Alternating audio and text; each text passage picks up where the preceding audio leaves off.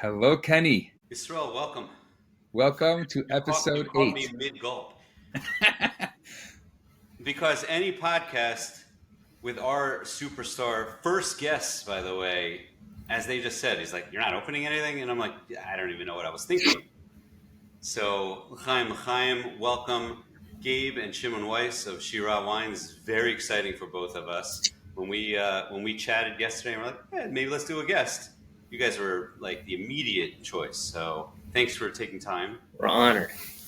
Of your busy drinking schedule. Thanks for having us. Kenny, what are you drinking there? So, oh my gosh, do I love this. I am drinking, I'll show our viewers, but I'll say it also. I'm drinking the 2019 Shirah Riesling. And, I was holding on to this, and I think it's my last one. I just briefly looked through my cellar, and it's starting to show the classic petrol. Oh, is that good? Acid's great. Boys, another success. And I really hope there's a new Riesling in the pipeline. Yes. There is. Coming right up, 2023. I can't wait. I think I don't hide the fact that I'm a huge fan of your white wines and specifically the Rieslings. But this is great. I'm sitting on a 17 still. Have you tasted that recently? I've had the 19 recently. I haven't had the 17 recently. I don't think 17. Oh, that was Coquelicot. That's right. I'm going to test you on all this later. Oh, what did you think about that 19? I don't remember. How was that drinking? Like, what do you think it is in its evolution? the 19 Riesling. Mm-hmm. I feel that it's starting to show its age. I think it's very enjoyable, but it's showing a little bit of evolved flavors, not like very evolved. Yeah, I think it's almost young. But almost. it's drinking great. Acid's holding up well. Well, let's dive in. Yisroel, why don't you start off? I am just starstruck. You're in awe. I see that. I'm in awe. This is absolutely amazing. Huge smile on your face. You guys are rock stars. I tied my chain to them long ago, for better or worse. Wow. Yeah, it's that was, I think, that was one of our first ventures out to do a wine event at Kenny eons ago. That's right. I did it the next year after that and got stuck. I had too much to drink that night. I missed my flight the next morning. That was a legendary night. I think we're all banned from that house, by the way, but that's a separate Oh, story. damn. Too much fun for those. That's when you know you've done it right. They invited us back. Why don't you guys tell us a little bit about how you got started in winemaking, the origins of the Shirah story? Well, I just followed him, so you got to ask him. I don't know. I mean, I turned 21 and started realizing I could buy alcohol. And somehow I gravitated toward wine and ended up spending a lot of money and got really into fine wine. And I never really thought of it as a career at all. The idea never even entered my mind. But I was in yeshiva in Muncie, in Ar Sameach, and I used to hang out with one of my friends in his dorm room. He used to have his own home brew. So, just hanging out with him, he was like, my brother, Jonathan Haydu, works at Herzog. So I was like, oh, cool, whoa. And that was when it dawned upon me that I should maybe consider doing that. And I called Jonathan. I got in touch with the Herzogs, ended up getting a job at Herzog Wine Cellars. That was in 2004. And then Shimon moved out to California in 2007. And after a year of working with like fine carpentry, which he's, very talented at, he basically just ended up, for various different reasons, ended up getting a harvest job at Herzog with us, and we made some garage wine on the side with our friend Jack Levin, who was also working at Herzog, and that was it. We made really, really good Syrah and Grenache that year, and that was in 2008. And we were like, we want to do this commercially. So the next year, we started Shirah. So Shirah's first vintage was 2009. Yes. But you guys did produce in '08, I think, didn't you? You just said that, right? In '08, yeah. So in '08, we made garage wine, and Right. we made like 4 barrels worth of it. Right. Any of Um, that still exist? we have like a bottle of each or something like that. Very little. Yeah, it was like a couple bottles. And immediately in 2009, how many bottles did you produce in the 2009 vintage? About. 12 So barrels. we had I think it was a total of 300 cases for the whole vintage. It was 2 different vineyards of Syrah, and all of it, save for 1 barrel of each from each vineyard, went into the original Power to the People, the '09 Power to the People. And then we kept 1 barrel of each separate and bottled those as single vineyard Syrahs, limited single vineyard Syrahs. So, but I think the total case count was 300 cases. So yeah, just going big right out the gate.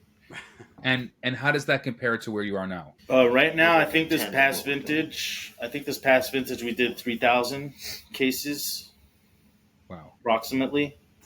So that's exponentially. Then you're gonna tenfold 10 years from now, I guess. Hopefully more. I don't know. We'll see. Is the goal to continue growing, or do you find a point where like this is what we want to be? Do you want to be a boutique winery, or do you want to eventually be, a large scale winery? Like, what is the We definitely want to grow. The question is like, where do we want to like fit comfortably? We definitely don't want to be like a massive, large scale winery. We want to stay a high end, pretty focused production. Focused on the main things that we're kind of what we're doing now. Just kind of scale it up. Maybe add a few more budget friendly options. But I like we hearing definitely that. need to grow, and we want to grow. There's so much more that we want to do. Question is, where we draw that line. We definitely don't want to be like a giant winery. I've always wanted to ask you this question, and so I just ran to my cellar. I have 3 bottles in front of me of yours. I have the 1-2 punch from 2019, which is 55% Grenache, 45% Syrah. I have your Grenache varietal, which is one of my favorite bottles of wine ever, and of course your 2019 coalition. And I found out that you had 2. I remember that you had 2 coalitions in 2019, and this is what do you call it? 1 or 2. We just call them Coalition 1 and 2. Okay, so I think this is coalition 2, correct? That The one that that- was Coalition 1, but it was got released- released second. So what I wanted to know is that how do you decide which one is going to be part of which grape is going to be part of your coalition, your Power to the People, or like which one becomes a variety or a varietal, and which one just remains a blend, or the opposite way around? Yeah, we go in with an idea of what we want to produce, but that's 2 years before the wines are actually blended into their final blends that's going into bottle. So a lot of things change often. We're looking to get a little bit better at calling the shot from when we're choosing the vineyard to the finished bottle. I think we have some ways to go before we get to that point. So oftentimes, we work with a lot of different vineyards, and the vineyards are constantly alternating. I think as we start to get a little bit more consistent with specific vineyards for specific labels that we're producing, it'll be a little bit more consistent. But right now, oftentimes we will have an idea of what we're setting out to do, and that will change by the time it comes to bottling for various different reasons. But we're still pretty close to what we've set out to do. Um, when we're getting into a new vintage, we script up our program, what we want to produce, and we get pretty close. Sometimes we have to make some changes off the bat, and that's where you come up with some really interesting blends, like the Coalition and some other ones. Yeah. So the blends are happening after fermentation, not during fermentation. Correct. Yeah, 90% of the time. Sometimes we do co-ferment stuff with the intention to make those blends straight out of the vineyard. We'll crush them together and ferment them together, but that's pretty rare. We don't usually do that. Usually we're doing everything varietal, and we work with this past vintage. We worked with 30 different lots, maybe. I don't know, a lot of different lots, and it's many different varietals, many different vineyards, many different lots, all with the different destinations, whether they're going to the mid-level wines, or they're going to some higher-end blends or single varietal blends, or single varietal wines. So that leads me to the fact that you're talking about that. I think, correct me if I'm wrong, but Shirah always had primary focus on Rhone varietals, right? But we've seen really interesting ones pop up, like Lagrange, which reminds me of ZZ Top Lagrange, Tanat, Terrell-Dago, Monastrell, like all these. Do you I guess it's like when it comes to a football team drafting, there's the general managers that take the approach, we're going to take the best guy available, or do you have an approach, we want to accomplish this year, and then you go out looking for that? Do you go to the vineyards and what's your best available produce, and then you want to turn that into wine, or are you seeking to do new things? We're always seeking to check out what's new and interesting. There's a lot of competition to make the very best Cabernet. Let them do that up in Napa. We got into making Rhone varieties because there was not a whole lot of it kosher when we got into making wine. So that was like the first thing that we kind of were curious to check out. And it's still our first love, and it's still it's hard to beat really good Grenache. It's, like a really peppery Syrah is still one of the most thrilling things for me to taste. But, it's always about getting to taste new things, interesting things. We're just bottling Arnaise. There's only one other kosher Arnaise. We just bottled a Pinot Meunier. I don't know if there's even a single kosher one. It's interesting and it's fun. That's what key. That's what we're curious to always check out new stuff. I want to try that Pinot Meunier. I've never had a Pinot Meunier. That's exciting. It's Pinot Noir. It's not like some super big revelation. It's fun, revelatory, but yeah, it's good. It's great. And it's fun. It's nice to be able to. I tasted Pinot Meunier. You know what it is, and some people are, I'm sure, going to absolutely love it. Well, that's very cool. I mean, some of your Pinot Noirs, the what is it called? Sebastiano Vineyard, that one? Yeah, John Sebastiano. Yeah. Love that. Are we expecting return of the orange wines, the port? And my main question, which I've always wanted to ask, and I don't know why I've never asked you, when is the Shirah sparkling wine coming out? We had big plans for sparkling wine, and we need to be a well-oiled machine before we can start messing around with that. We thought we'd be able to do it many times. We're like, okay, this year we're going to do it. This year we're going to do it. And one day, we're confident it's going to happen one day. Orange wine, we actually have stuff that we're going to be bottling at the end of the month. And what's that going to be made from? Albarino. Cool. Very light. It's going to be much. The others were probably like higher alcohol, 13, 14% alcohol. Right. This one's I think 11, 12%. I love it tastes great. I love your orange wine, so that should be interesting to see a new style of that also. What did you feel about your experience producing that port style wine and the reaction to in the market to it? I feel like that's such a niche category, and even more so because it's something I thought to ask you also is, and these are kind of two separate questions but related. I think Jews don't understand. And I say Jews, I mean the kosher market, but everyone, like I talk to, is always like red wine, red wine, red wine. You guys are producing a lot of white wines nowadays, which makes me very happy. But do you do that out of love, or do you find that the market is really open to it, or is changing and becoming more open to it? And I guess you could relate the port style wine into the same question, because I feel like we all drink wine with other people that keep kosher, and like everyone's always red wine, red wine. Like, how do you feel like these wines fit into that, and do you see that changing? Um, I mean, Shimon probably has a lot to say about this, but my attitude is that, like you said, people just need to wake up and stop being so boring. We made a lot of white wine. Drink it; it's good. By the way, that's the headline of this podcast. Figure out when to enjoy it.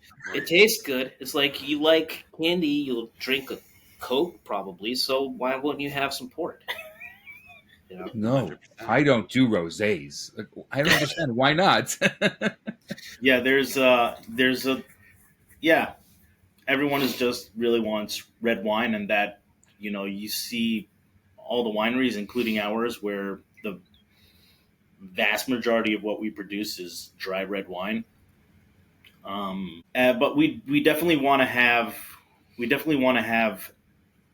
all the offerings. We want to be able to offer everything, and I feel like the people who do like you, who enjoy white wine and rosé and all those other interesting wines. It captures your interest, and you are out there kind of just talking about our wines because of those interesting wines that we produce.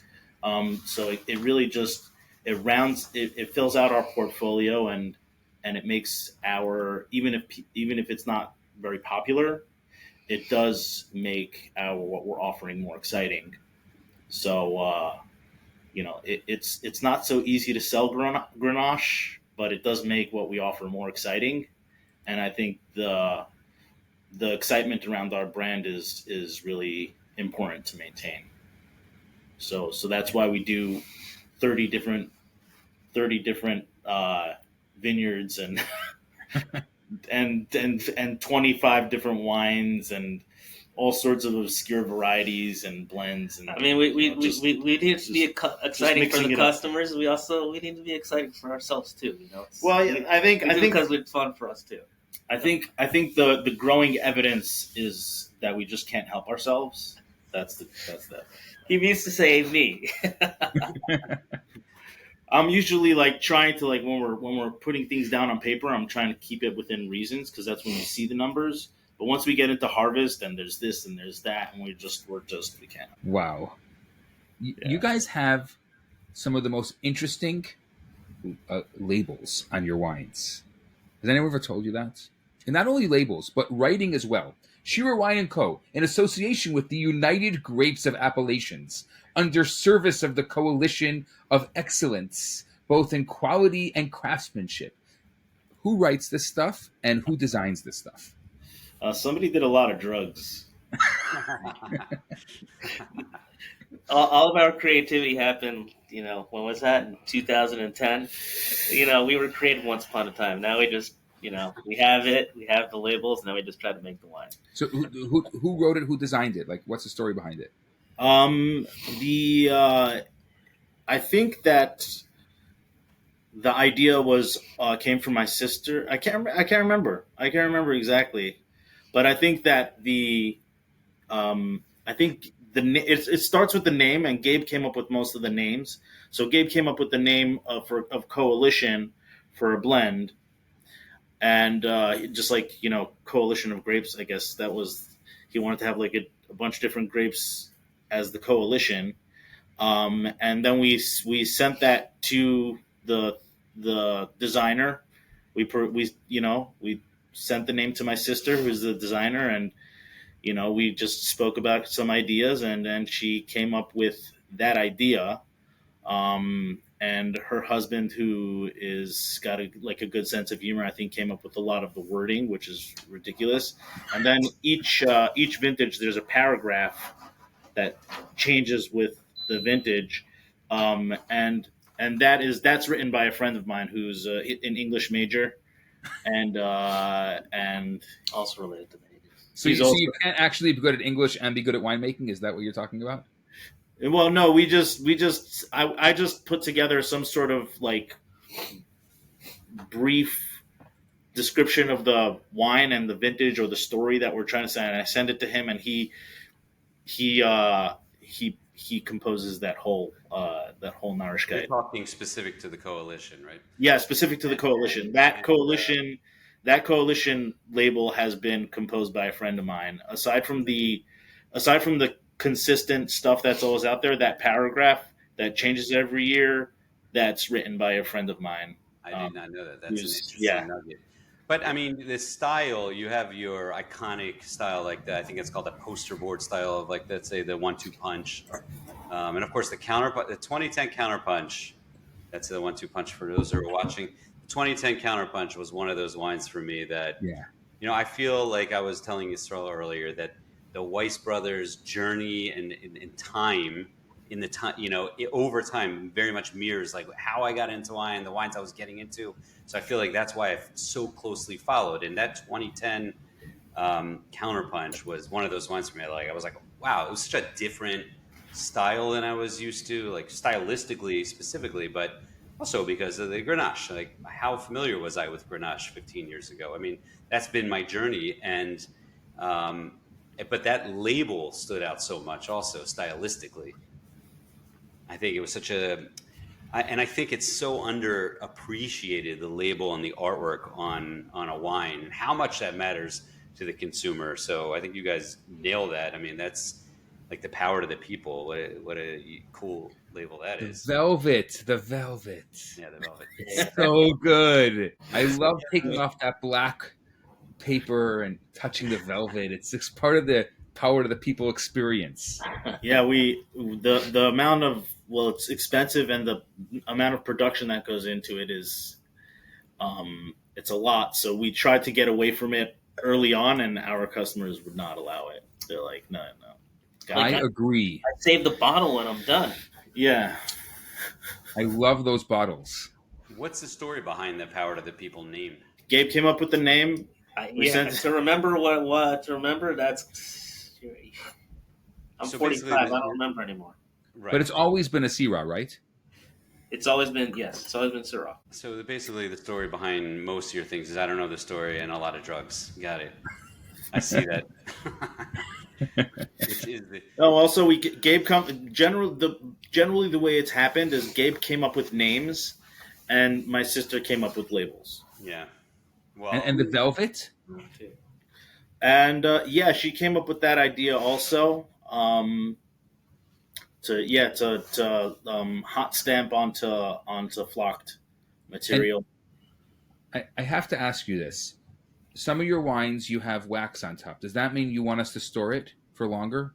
Is that what you're telling us? No, it's really just an aesthetic thing. I don't really think that the wax... I don't. Our understanding from what we've been told from suppliers is that the wax does not enhance aging. I know. I just wanted to bring that out. And 1 year you did get, I think that's what you meant, because 1 year you got away from the wax a little bit and you probably got some kickback on it. Well, not for power to the people. Most of our other wines we stopped doing wax unless it's one of the high-end wines. Right. Using wax definitely has a big impact on your productivity, because when you're bottling on a bottling line, you can easily put a capsule on at the exact same time. You're filling a bottle, you're putting the cork, you put the capsule, you put the label, you just tape up the box, and you're done. But when you're waxing it, you can't do it on the bottling line. So you got to take the bottles that are unfinished, put them back in the box, and then when you get around to making a wax project, then you get back to it. It's just a whole extra process.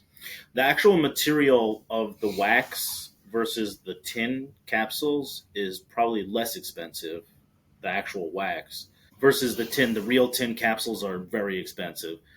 But the labor that is required to do the wax, and now we started putting a pull tab also. So all the labor that goes into that is what really racks up the time and the cost. Hand dipped. Yeah, hand dipped, and then Yeah. it's hand dipped, and it's not, and it also needs to it'll start You to just said it. it'll start to drip. So in order to get it to stay that shape, we have to dip it in wax and then dip it in water, and we get we had two people working here, and they get like 40 cases done in a day. Wow, it's So crazy. Just it's wax. really, really slow process. This is the well. Usually, when they do it, they also do the paper on the same time. I can't remember. It takes a long time. I gotta say, I personally hate the wax. Not because I think it looks amazing. Even with the pull It's tab, such a pain to take it off. I We started. we started putting a pull tab. You put the pull tab on it, right? Yeah. Good point. I think I'm probably when it's 2-3 bottles in, I'm probably not seeing the pull You know, tab. some of the wines have just like a small little wax dip, and that's my favorite because you just peel it right off. Yeah. like It pops right off. like on Bro Max. I really like that way a lot. So I have a question in terms of like we were talking. Yisroel was just asking about the aging thing. I think every winemaker you talk to says their wine when it's released is ready, right? I talk to a lot of people about Shirah. It's a common topic of mine. Do you feel? And there's one wine I'm thinking of.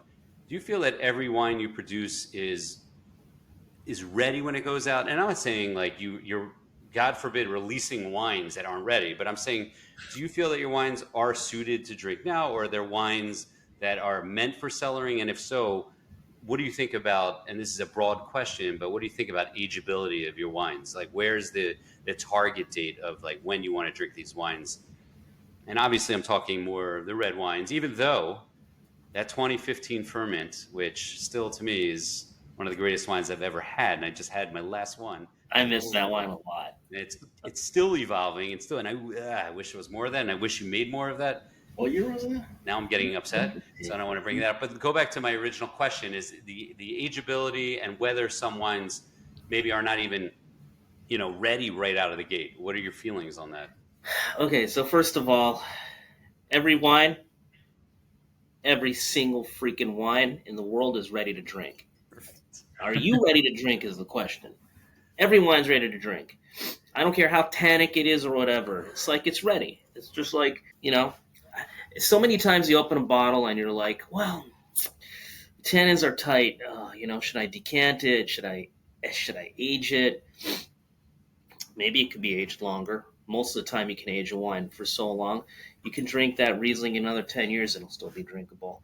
Is it going to taste as good? Probably not, unless you like aged flavors. Some people just don't really care for like youthful flavors. Shimon and I, we put so little emphasis on, are we releasing it and it's ready to drink? And we're still learning. So everybody thinks like Pinot, it's a lighter variety. It's ready much sooner than a Cabernet. We found it to be the opposite. We found it that when we bottle it for some strange reason, and I don't know the answer why, there's some element of bottle shock. And almost all the time our Pinot Noirs just seem to taste better after 5 years. And I couldn't tell you why. We age our wines in the past, I can't remember how many vintages, but we've been aging the wines for in some years over 2 years in barrel. That's a long time. Yeah. And they still come out feeling, very structured. And I to understand the aging curve of a wine is bottle number one, and I don't think anybody really understands. We all just make educated guesses about it, and just try to make the best decision of when to open a bottle. Yeah, some of the wines definitely if we bottled it and released it immediately to the market, it probably would taste better, a good 12 months later. I would say that's probably true. But I don't think that almost ever happens that we bottle something and we ship it right off to the customers. It stays in our warehouse for quite some time before we're ready to release. Yeah, most of the wines, whenever we're ready to release new wines, we go through all of the wines that we have bottled that are aging in bottle and waiting in inventory. And we'll select the ones that we feel are the most ready, or based on the wines that we have currently available, which ones make sense, or the season, like summer season, we try to pick a little lighter wines. So most of the wines that we're picking are quote unquote ready to drink. But every single wine, we taste the wine and we say, this will require a lot of decanting. Or this wine will taste better, like will age. This is the age window that we recommend for this wine. So, and then our wines in general, most of them are made in a way that they're ready to drink relatively quickly. And I would say on average, they're hitting their peak windows 5 to 8 years after bottling. But that's just average. Every bottle's different, and every person's preferences are also different. Some people like wines with, I personally, every single varietal is different for me. So I prefer Cabernet to be a little bit further into its window, whereas I prefer Zinfandel to be as young and full of bursting fruit as possible. Grenache I like to drink young and fresh, but I also really enjoy how it ages over time. So every single wine will be different, and it's just understanding your individual preferences. Some people like to age wines into oblivion and drink wines that are like, I taste them and I'm like, this wine is dead, and everyone else is like, wow, this is amazing. It tastes like nothing. So I mean, like, there's no fruit left. So I don't know. I personally like to drink wines when they're like perfectly peaked. Some wines I enjoy having them young and full of like fruit flavors, but then I also enjoy, like Grenache. I enjoy young, but I also enjoy the tertiary flavors on Grenache. Whereas Zinfandel, I like once it gets past that really young fruity stage, I don't really like it quite as much. So some people will be like, "Oh, I got that Zinfandel. I got that Zinfandel. I got one bottle left. I loved it so much. I'm not sure when I'm going to drink it." I'm like, you missed the window. Yeah. That's obviously very. I think Zinfandel. I've kind of come to this conclusion that I do need to wait on it, and I'm not even necessarily thinking of yours, and there aren't that many kosher Zinfandels, right? There's not many at all. You'd think there would be, but there's not. And Sin is immediately surprisingly less popular than you would think it would be. Say that The again? official grape of California, and it's not that popular. It's not that popular. I mean, there's not really a whole lot of good Zin. We make a good Zin. I've had a good Zin from Herzog. The Forebears Zin, they have like some good vintages over there. Our Zin, I think maybe some other, like maybe Jonathan Haydu has like a good yummy Zin. But Herzog is a good example, though. Is that Benyo makes a great Zin, but like some of the stuff that came out of Israel is just like all fruit and no character. right? And then some of the other, like, I don't like Old Vine Zinfandel. I find it to be too herbal. I'm not like into that. It's like I like inky black with blasting fruit. You don't like that raspberry jam on your tongue? I want 16.5% alcohol, full on jam, fruit jam bomb. That's what that Herzog Forebears is right up there. That's exactly. Yeah, that's good. That's on the money. That's good. And that's what we try to do. And we've made Zinfandels after that, and they just weren't. They didn't really fit that bill, and we didn't bottle them that way. We used whatever they had to enhance other blends, but we didn't bottle them. And I guess if you're looking at your catalog over the years, that's why you see missing vintages of Zinfandel. You're saying you're producing some every year, but you don't bottle it as a single. Not necessarily every year, but yeah. Yeah. Well, there's a lot of vintages. We've had a gap where either the vineyards that we were working with weren't really up to the level that we wanted to have it at, or the same vineyard didn't really produce the best vintage. We're still trying to get back to that, those golden years of 14, 15, 16, 17. Those were like solid. Those Right. 15. So we're not expecting one anytime soon. Maybe 2023. We'll see. 2022 we missed. That was a swing and a miss.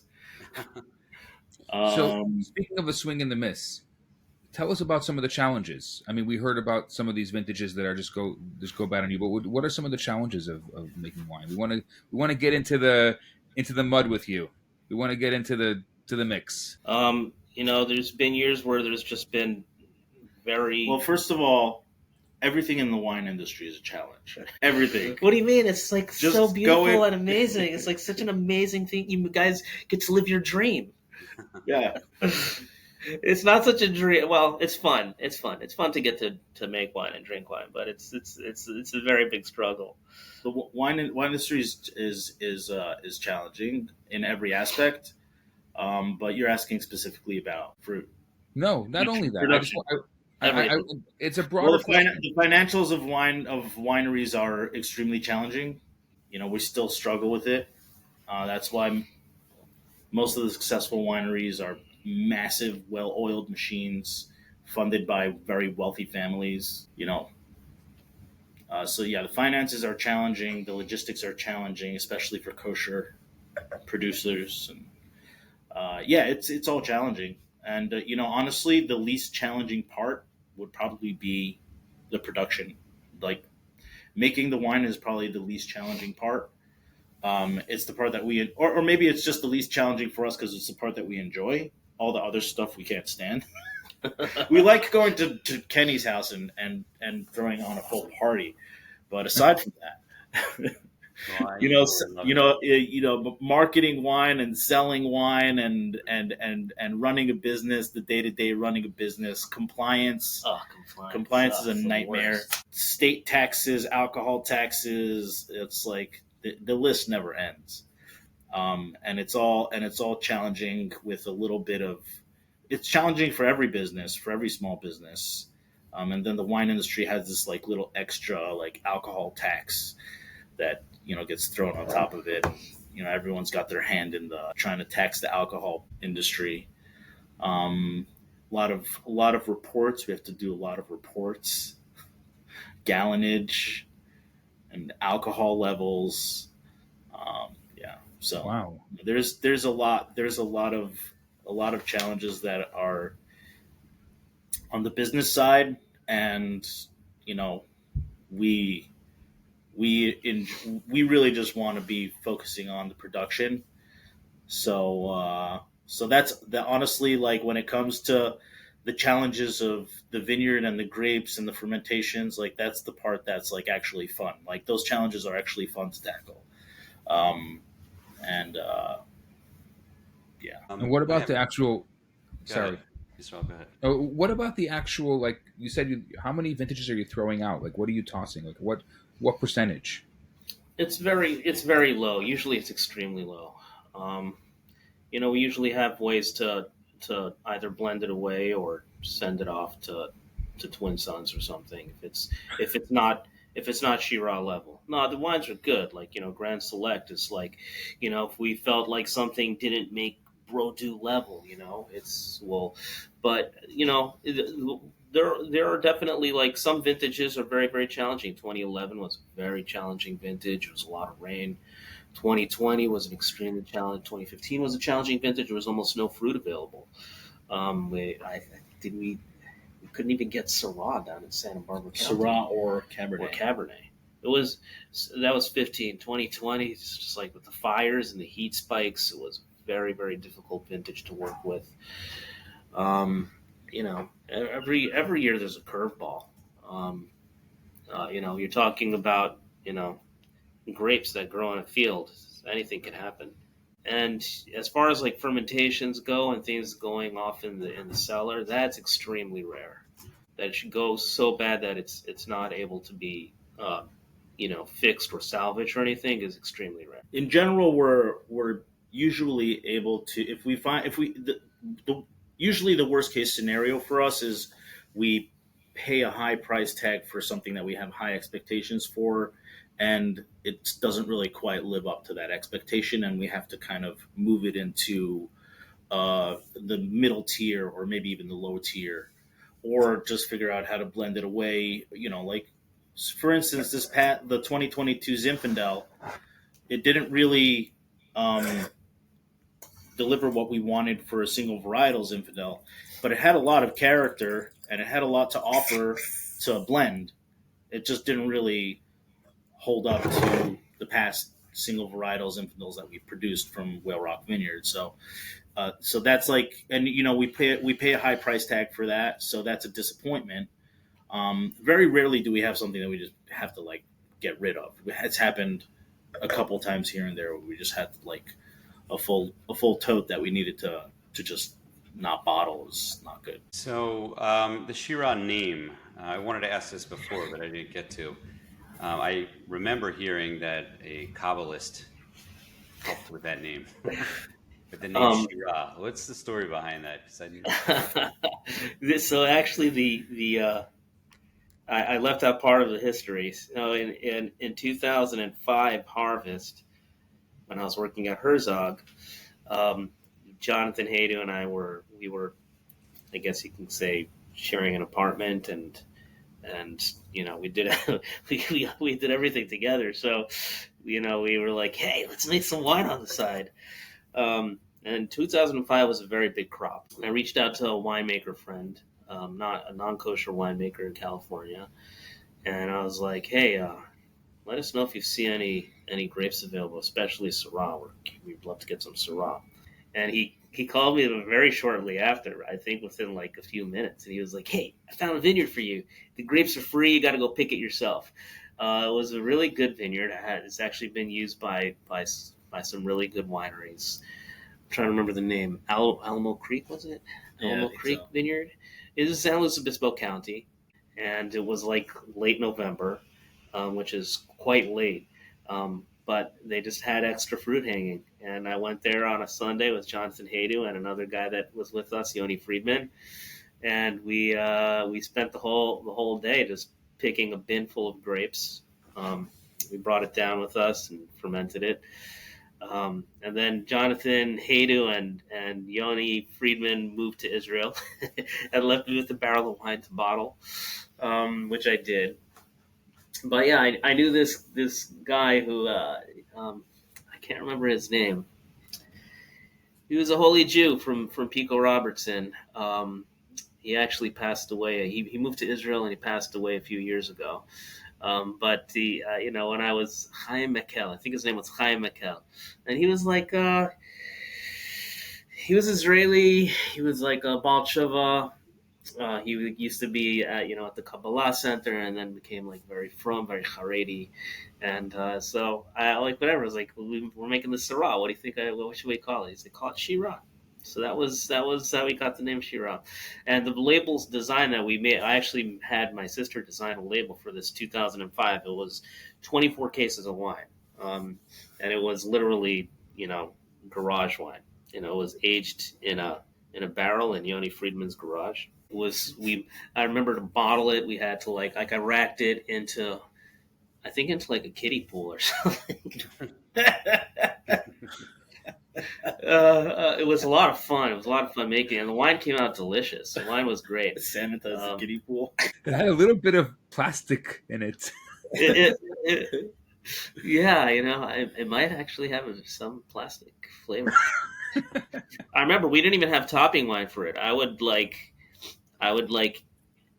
get bottles of wine. I remember sometimes I had like some wine from Jeff Morgan, some like Red Sea, and I would top it with bottles of Red Sea.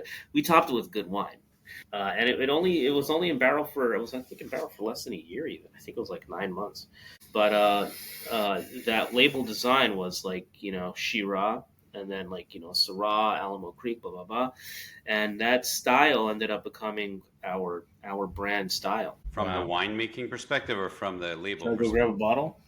The winemaker for that wine was Jonathan Haydu. Who are your biggest influences in winemaking? I know John was involved with some of the other stuff, but what about Craig? I mean, who were influences on your winemaking? I mean, Jonathan Haydu and Jeff Morgan were early ones. Oh, that's the wine. No way. Oh wow, that's it. Yeah, and that is the Don't style. drop it. An OG Shirah. Yeah, 05, there it is. Every time she would have like, "Oh, so when should we open?" We're like, "I don't know." Is one bottle left? There's another one. There's two. Ooh, there's 2 bottles. Yeah. We're auctioning it starting at $10,000. Right. Right. You're starting too low. Jonathan Haydu, Jeff Morgan were influences. I definitely learned a lot from Joe Hurleman of blessed memory, and we definitely learned a lot from Craig Winchell. Stylistically, influence-wise, I don't think that we're just trying to figure it out still. We don't want to get into anybody's style. We want to figure out wine on our own. There's still a whole lot to learn. Every year I'm learning more and more. Technology, science is constantly evolving about wine. So it's still a big learning experience for us. We learned a lot. We learned a lot along the way. We before we moved here to Oxnard, we were in Santa Maria and a custom crush. A lot of small producers like us in one really big building. So that was a great environment. We were able to really just like we learned get a lot of advice on the fly from any number of really talented winemakers. So that was a pretty big influence. Oh, and Kenny, I wore this hat for you. Just for you. Yeah, thanks. For those who can't see it, it's a Bengals hat. I am not a Bengals fan. Could be worse. Could be a Steelers Baltimore hat. did pretty good last year. Baltimore sent Joe Burrow to his early retirement list. But I'm a baseball fan. This is our time. Baltimore Orioles. I waited a long time for that, boys. I'm assuming you guys are Mets fans, or you have Mets fans feel to you? No, we're from Cincinnati. We're Cincinnati New Yorkers. Cincinnati. Well, we grew up in New York, but we were born in Cincinnati, and we moved at a young age to New York. So, but our sports alliances are Cincinnati. Bengals, Reds. Yeah. Okay. Well, hopefully we'll see you in the series this year. We're not really into baseball. It's mostly just the Bengals that we're into. If the Reds do really good, we'll get a little bit more to me. Right, of course. Yeah, that's the way it goes. If the Reds are doing anything notable, then we're like, okay, we're Reds fans. But otherwise, it's well, a Bengals hat is not as offensive as a Steelers hat where I come from, and you probably feel the same way. Yeah. Yeah. So. What are the plans for Shirah going forward? Well, we're gonna the door's unlocked for whenever you're ready to come visit, and that's the next thing we're looking forward to. And what about people purchasing? What's the best way that you like for people to purchase your wine? Go to our website, shirahwine.com, Shirah with an H, and join our wine club. That's the all access wine club. Get in there. You don't have to think about it. The wine shows up. I think about it. I'm a longtime member, longtime customer. Yeah, you give it a lot of thought. Yeah, but we have about half of our members are like really emotionally involved, like Kenny, and then the other half are just like passive. Send it to me, and then like. Right. They're like, whenever you see them, they're like, "Oh, I had a really great bottle." Right. That's as much as they know. I spend way too much time thinking about my order, worrying about my order. By the way, props on you guys have improved the website, improved the ordering experience. I think it's improved a lot. So nice. Lots of work to go. Lots of work to still do over there, but yeah, thankfully much better system than we. Heading in the right direction there for sure. Because, I think from a wine club perspective, I think it offers unique wines and good value because you guys are not crazy with the pricing. And I know you mentioned earlier you wanted to maybe even do some lower cost wines. That would be amazing. So people have more access to your wines, more affordable wines. Oh, did you say that? Am I making that up? Was that a dream? Yeah, I think that's when we're looking at growth. That's Yeah. when we're looking at like a lot of growth in quantity. That would probably be a nice chunk of it. Just coming up with, right now our reds are ranging from like 35, and the new price is 40, but from that range all the way up to like $80 per bottle, 40 to 80, 35 to 80. So just like do something in the tier right below that, and like the low to mid 20s or something like that. That's an almost like nowadays it's so hard to find really good wine in the 20 to 30 range. That's sad, but it's true. It's really unfortunate because Yeah. that's the opportunity. I feel like that's where you are able to capture people's interest, Right. people who are really just starting to explore. And if you're looking at the non-kosher market, that's the golden zone, and the kosher market is just like the prices are a little bit different. The tiers are a little bit different. The line. Why do you think that is? I definitely think that.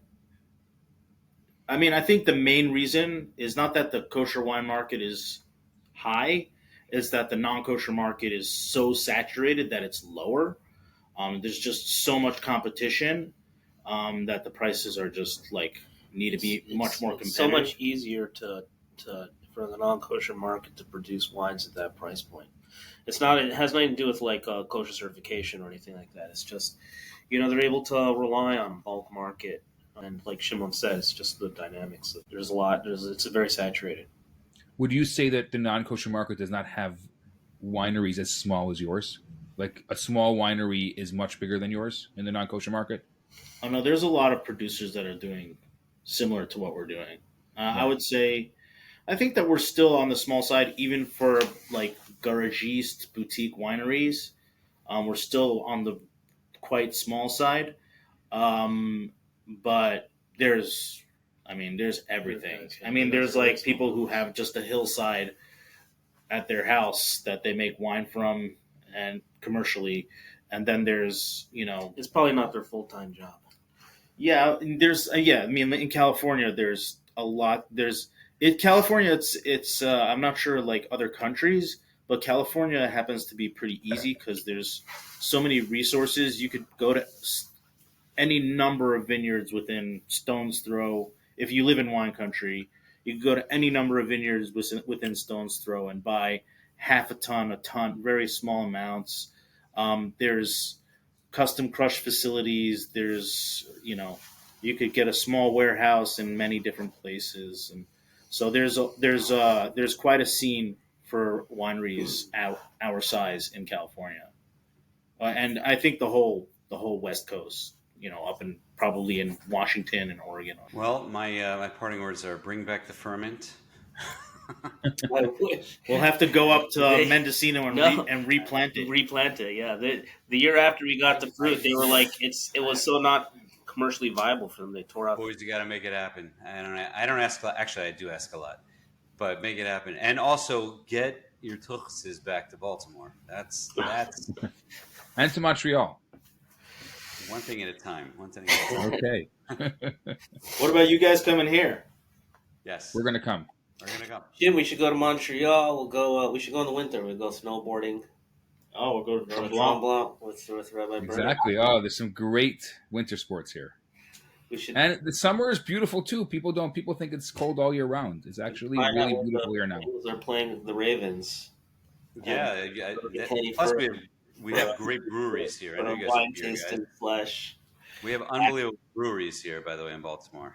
Oh yeah, I'm sure. So Baltimore, like Ravens breweries, I can't offer you good weather or safety, but Yeah, But you could offer us beer and football. that's right. Beer and football. That's what we're good at.